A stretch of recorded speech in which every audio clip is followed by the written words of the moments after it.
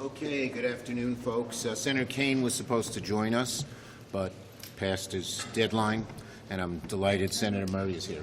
Not bedtime, deadline. Maybe bedtime, who knows. Last night, the Senate voted 80 to 13 to move forward on a 3-bill minibus to fund the government for the fiscal year, and I want to thank Senator Murray and our Democratic appropriators for relentless negotiation. Their leadership stopped the worst of Donald Trump's devastating cuts, protected investments that millions of Americans depend on, from education to housing to jobs. Though this isn't the finish line, it's a good step in the right direction. This week, we're also confronting another crisis facing the American people: Trump's dangerous drift towards endless war in a variety of corners of the world. At a time when families are paying more, getting less, when grocery bills and energy costs are squeezing household budgets, Trump's focus is dangerously off track. Just this morning, we learned that inflation climbed again, driven by rising prices for food and energy, a clear sign that the affordability crisis is still biting working families and that the administration bears a large share of the blame for it. What's Trump's response to Americans struggling to make ends meet? More global adventurism, not relief at home. Trump is saying that we may be stuck in Venezuela for years. He's not afraid to put troops on the ground there. That's not what Americans want. That's not what he campaigned on when he said America first. That's why last week a broad bipartisan coalition of senators moved forward with the War Powers Resolution that I've championed with Senators Kaine, Schiff, and Paul. And now the Senate takes the next step. The Senate will vote to begin debate, and we hope to pass this resolution that clearly says Congress decides when and where America goes to war. I want to thank Senator Kaine for his great leadership. Hello, Senator Kaine. On this, you get called on because you laughed. We all just laughed now. So. He was first. Early bird catches the question. Anyway, I want to thank Senator Kaine for his great leadership on this resolution, and we're all proud to stand by his side to defend American lives and resources. Republicans should join us if they want to avoid forever war. The pressure is now on Senate Republicans. Make a choice.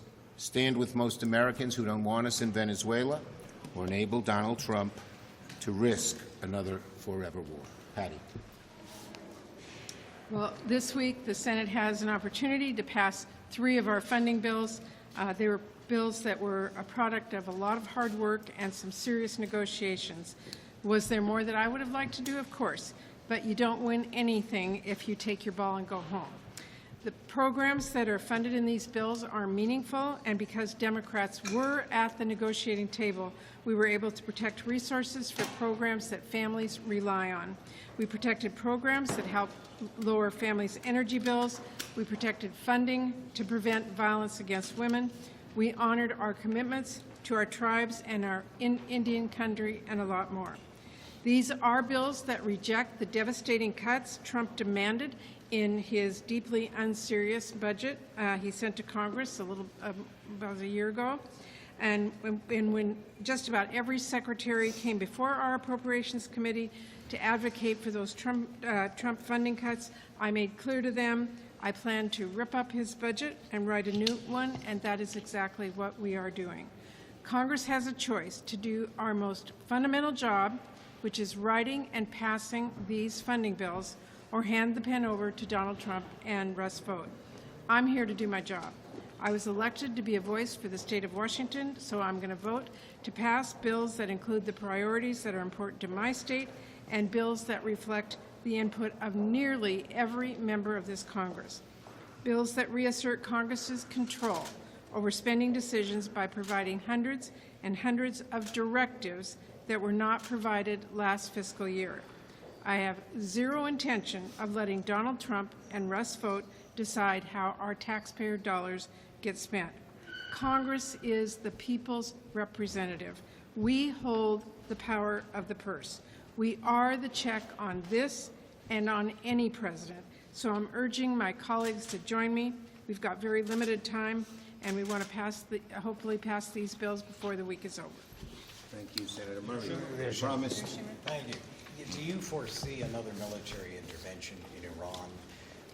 Could war powers cover that? And what about the president's 25% tariff now on some of those major countries doing First, business? war powers could cover it. With the president, you never know. Who would have thought he'd start talking about military intervention in Iran after he talked about it in Venezuela and Colombia and Greenland? It just shows you what a bubble this president is in, so far away from what America and the American people want. And so I do think the War Powers Act would take effect. It's amazing. He's concerned about the protesters in Iran, but not concerned about the damage that ICE is doing to the protesters and other Americans in Minnesota and other places. Senator Schumer. Yes. Are you going to use the appropriations process to sort of cut ICE funding or put any kind of restrictions on ICE agents? Look, the appropriators are working on that right now, the four corners, and trying to come up with an agreement. Yes. On that note, do you think that Congress should withhold funding for DHS until there are reforms in place for ICE? As I said, that's one of the major issues that the appropriators are confronting right now before the bill comes up. Yes. Yes. Good afternoon. What if the Republicans were to try to short-circuit this debate on war powers, move to table, arguing that it's not germane, it's not applicable, because there are no troops in Venezuela right now? Well, we hope that at least the 5 senators on the Republican side who voted with us will understand how important this is and not allow the tabling motion. Last one. Given the brutal crackdown on protesters in Iran, are you opposed to using military force in Iran? It's got to be debated by Congress. And something like that, the War Powers Act, the Constitution, requires a discussion in Congress. We've had no reach out from the administration at this point. Thank you, everybody. Wait just a second. We have one more thing to share. We want to say a heartfelt thank you for watching and supporting PBS News. Without you, we simply wouldn't be able to provide the news and the information that you trust. So thank you from everybody here at PBS News. Support journalism you trust. Support PBS News. Donate now, or even better, start a monthly contribution today.